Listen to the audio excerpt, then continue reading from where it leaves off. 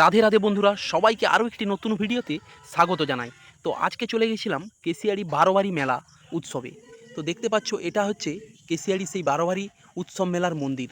তো দেখতে কিন্তু খুবই সুন্দর লাগছিল। আর হ্যাঁ বন্ধুরা, সবার কাছে আমি আশা রাখবো এই ভিডিওটি শেয়ার করার জন্য আর আমার পাশে থাকার জন্য। তো দেখতে পাচ্ছ এটা হচ্ছে সেই বারোয়ারি মেলার উৎসবের খিচুড়ি প্রসাদ। তো সেটা কিন্তু আমরা খাওয়ার পরেই মেলার ভেতরে প্রবেশ করছিলাম। আর বারোয়ারি মেলা যেহেতু, সেখানে কিন্তু বারোয়ারি প্রচুর পরিমাণের বারোয়ারি রয়েছে।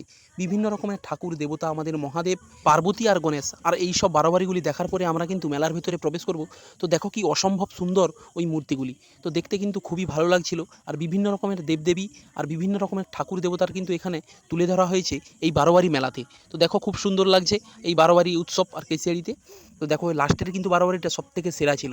তো তারপর এই মন্দির দর্শন করার পর আমরা কিন্তু ধীরে ধীরে চলে যাই মেলার ভেতরে। হ্যাঁ, আমার যত সব বন্ধুরা এই ভিডিওটি দেখতে পাচ্ছ, সবার কাছে বিশেষভাবে অনুরোধ, তোমরা কিন্তু এই ভিডিওটি বেশি বেশি করে একটু শেয়ার করে দেবে প্লিজ। তো মেলার ভিতরে কিন্তু আমরা প্রবেশ করছি। তো দেখো চারিদিকে অসংখ্য দোকানপাট আর অনেক মানুষের সমাগম হয়েছে আজকের এই মেলাতে।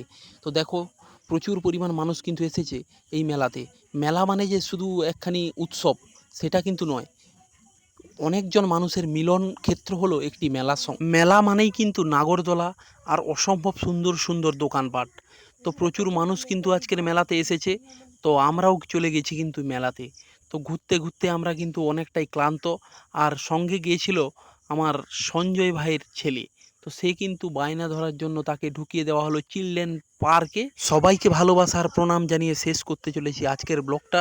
আর ভালো লাগলে অবশ্যই লাইক কমেন্ট শেয়ার করে পাশে থাকবেন বন্ধুরা। শুভরাত্রি।